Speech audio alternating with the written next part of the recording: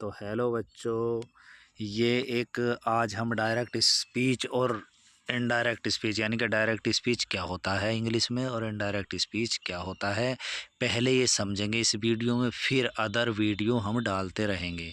तो ध्यान से सबसे पहले यानी कि नींव की ईंट क्या होती है। नींव की ईंट जो होती है, हम किसी भी विषय को पहले समझें। जैसे किसी परिवार में हमें जाना है तो उस परिवार के सदस्यों के बारे में थोड़ी अगर हमें जानकारी मिल जाए तो हो सकता है हम वहाँ पर जो है गिल्टी महसूस ना करेंगे। तो इसीलिए मैं इसमें डायरेक्ट स्पीच क्या होता है, इस परिवार के क्या क्या सदस्य हैं, क्या नाम है उनके, और इनडायरेक्ट स्पीच में सदस्यों के क्या नाम हैं, कैसे हम इन्हें संबोधित करेंगे, कैसे पहचानेंगे अगर हमें कहीं मिल गए तो सबसे पहले देखिए ध्यान से कि डायरेक्ट स्पीच आखिर होता क्या है। जैसा कि स्पीच आप समझ रहे हैं, स्पीच माने बोल चाल, यानी जैसे स्पीच डिलीवर्ड होते हैं यानी कि जैसे मान लें 15 अगस्त 26 जनवरी पे हम डिलीवर करते हैं स्पीच, तो स्पीच देना यानी कि भाषण देना। जैसे पार्ट्स ऑफ स्पीच होते हैं, यानी कि हमारे पार्ट्स ऑफ स्पीच कितने होते हैं, 8 होते हैं। तो स्पीच का मतलब है शब्दों का संगठन, यानी कि पार्ट्स ऑफ स्पीच है जैसे शब्दों का संगठन, कि कई सारे शब्द मिलकर एक सेंटेंस बना लेते हैं, तो वो पार्ट्स ऑफ स्पीच की वजह से होता है। तो आइए हम डायरेक्ट स्पीच हैं, इससे पहले कि हम कहीं और चले जाएं बताते बताते, तो पार्ट्स ऑफ स्पीच से वापस आइए, डायरेक्ट स्पीच पे आइए। डायरेक्ट स्पीच का मतलब है कि हम किसी बात को डायरेक्ट कहते हैं, यानी कि जैसे कहते हैं वैसे ही बात वो चलती है। जब किसी वक्ता का मतलब वकने वाला, बोलने वाला, स्पीक माने बोलना होता है, और स्पीकर बोलने वाला, और बोलने वाले को कहते हैं वक्ता। और इसका नाम क्या हो सकता है वक्ता का? इसका रिपोर्टर भी हो सकता है, रिपोर्ट करता हुआ भी तो बोलता है। जैसे यूक्रेन और रसिया का जो भी मैटर है, जहाँ भी जो कोई मैटर होता है वहाँ पर रिपोर्टिंग होती है। तो रिपोर्टिंग कैसे होती है? क्या गूंगे होती है, क्या बोल के होती है? तो रिपोर्टर कहेंगे वक्ता को। फिर आगे चलो के कथन क्या होता है? जो उसने बात कही, रिपोर्टर ने जो बात कही, ठीक, को उसी के शब्दों में, यानी कि रिपोर्टर या स्पीकर जो कोई कथन कहता है, जो कोई बात कहता है, उसी के शब्दों में व्यक्त किया जाता है। किसमें? डायरेक्ट स्पीच में। तो समझ गए डायरेक्ट स्पीच क्या होता है?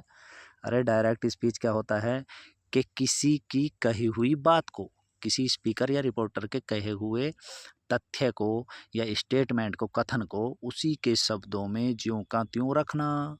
लेकिन कहाँ रखना? सेफ एंड साउंड, यानी कि सुरक्षित। कहाँ रखना है बताओ?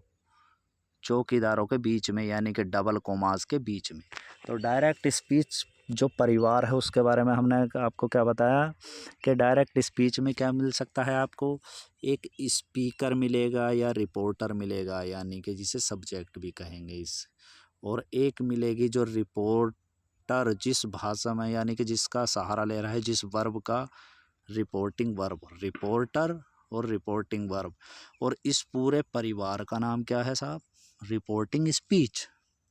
तो रिपोर्टिंग स्पीच किस में मिला हमें? रिपोर्टिंग स्पीच डायरेक्ट स्पीच में मिला। क्या कि रिपोर्टिंग स्पीच में क्या क्या मिले? एक सदस्य का नाम है, यानी कि जो ही है उसे रिपोर्टर कहेंगे, और रिपोर्टर जिस क्रिया का सहारा ले रहा है, यानी कि कहने में कोई कथन, तो वो सेज, ये क्या हुई? रिपोर्टिंग वर्ब हुई प्रेजेंट इंडेफिनिट टेंस की, यानी कि प्रेजेंट इंडेफिनिट टेंस में एक वचनकर्ता के साथ मेन वर्ब में ऐसे ही आता है। फिर अब ये सिंगल कॉमे से इधर रहती है, यानी कि सिंगल कॉमे से घिरी हुई है, तो इसे पूरे पूरे परिवार का नाम है रिपोर्टिंग स्पीच। और इस परिवार में ये रिपोर्टर है ही, और रिपोर्टिंग वर्ब है सेज। ऑब्जेक्ट भी होता है इसमें, लेकिन ऑब्जेक्ट नहीं है, वो आगे बताएंगे। अब ये डबल कोमास के अंदर कौन सा परिवार बचा भाई? इस परिवार का नाम है डबल कोमास के, यानी इनवर्टेड कोमास। इन माने अंदर हो गया ना, इनवर्टेड कोमास के अंदर क्या है ये? आई एम रेडी, जो उसने कथन कहा, जो भी बात कही वे क्या है? आई एम रेडी, मैं तैयार हूँ। ये बात किसने कही थी? रिपोर्टर ही ने। ही सेज, वह कहता है। तो वह क्या हुआ? रिपोर्ट करता है, और कहता है यानी कि प्रेजेंट में वह कहता है मैं तैयार हूँ। ये उसकी कही हुई बात है, मैं तैयार हूँ। तो ये रिपोर्टेड स्पीच जो मुंह से निकल गई वो क्या हो गई? बासी हो गई, स्टेल हो गई, यानी कि पुरानी हो गई। ठीक, लेकिन क्योंकि वो प्रेजेंट में कह रहा है तो हम इसका टेंस नहीं बदलेंगे, ठीक है। वो आगे बताएंगे जब ये सेज के स्थान पे क्या होता है, जब हम टेंस बदलेंगे, यानी कि सेज का सैड होगा तो टेंस बदलेंगे, उसे भी आप छोड़ दीजिए। बस ये देखिए कि रिपोर्टर ही है रिपोर्टिंग स्पीच का, और ये रिपोर्टिंग वर्ब सेज है, और ये आई एम रेडी डबल कोमे के अंदर जो है इसका नाम है रिपोर्टेड स्पीच, समझे। इधर रिपोर्टिंग स्पीच है ये, और ये रिपोर्टेड स्पीच। अब इनडायरेक्ट स्पीच में क्या, जब किसी वक्ता यानी कि रिपोर्टर के कथन को अपने शब्दों में व्यक्त किया जाता है, इसमें इन्वर्टेड कॉमास का यूज नहीं होता। अरे जब हम अपने शब्दों में कहें तो इन्वर्टेड कॉमास तो उड़ा दिए जाएंगे, ठीक। तो अपने शब्दों में हम कहेंगे, कोई भी दो व्यक्ति जब बात करते हैं तो डायरेक्ट स्पीच होता है, और ये अगर तीसरे से बताएंगे तो इनडायरेक्ट स्पीच, ठीक। उसी बात को तीसरे से बताएंगे, या इनकी बात कोई सुन के किसी को बताएगा तो वो इनडायरेक्ट हो गया, ठीक। तो ये कैसे बना, ही का ही है ये सेज, और ये दैट, अब दैट पे फोकस मारिए, दैट बिचौलिया है, इस बिचौलिया ने आई एम रेडी और ही सेज यानी कि रिपोर्टिंग स्पीच ही सेज को और reported speech I am ready को जोड़ने का काम किया है। तो ये जोड़ने वाला कंजक्शन है, यानी कि बिचौलिया है दैट।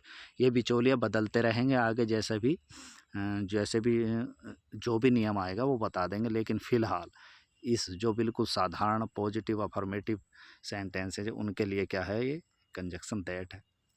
अब आया ही कैसा आया, पहले तो ये कॉमन सेंस की बात समझिए। ही सेज, वह कहता है आई एम रेडी, जो ये आई एम रेडी है वो कौन कह रहा भाई, वह ही तो कह रहा, तो ही आई है नहीं, ये समझने की बात है। ही आई है, ही अपने आप को ही कह रहा है आई। ही सेज, वह कहता है मैं तैयार हूँ, कौन कहता है, वह, और वह ही अपने आप को क्या कह रहा है, मैं। तो इसका मतलब आई के स्थान पर हमने रख दिया ही, आई के स्थान पर कोमे तो हटाई दिए हमने। फिर ही के हिसाब से इसमें एम था आई के साथ, इसमें इज़, इसमें टेंस नहीं बदलेंगे क्योंकि यहाँ पर प्रेजेंट इंडेफिनिट टेंस है, ठीक। ही इज़ रेडी, वह तैयार है, तो हमने क्या कहा कि ही सेज, वह कहता है कि वह तैयार है। तो जब हम किसी वक्ता के कथन स्टेटमेंट को उसी की बात उसी के शब्दों में व्यक्त किया जाए और उसे इन्वर्टेड कॉमाज में सेफ एंड साउंड सुरक्षित रखा जाए, तब डायरेक्ट स्पीच होता है। और इनडायरेक्ट स्पीच कब होता है, जब रिपोर्टर या स्पीकर के कथन या उसके कहे हुए बात को अपने शब्दों में हम बताएंगे और उसमें इन्वर्टेड कॉमाज को हटाएंगे, ठीक। तो it is called the indirect speech. तो ये मैं समझता हूँ जितना उसमें इसमें लिखा है उससे अधिक मैं आपको बता चुका हूँ। और आने वाली वीडियो ध्यान से समझिए, मैं देखने की बात नहीं कर रहा, सबसे अधिक फोकस है समझने में, क्योंकि पढ़ने में और देखने से अधिक है समझना, ठीक है। पढ़ने से और देखने से अधिक है समझना, के बातों को बार बार समझिए, ठीक। थैंक्स फॉर वाचिंग वीडियो, और आगे मिलेंगे आपको अच्छी अच्छी वीडियो। तो तैयारी करते रहिए, एग्ज़ाम बोर्ड एग्ज़ाम आ चुके हैं, और मस्त रहिए, स्वस्थ रहिए, कॉन्फिडेंस बनाए रखिए, मायूस मत होइए, ठीक है। न रहो न निराश करो मन को।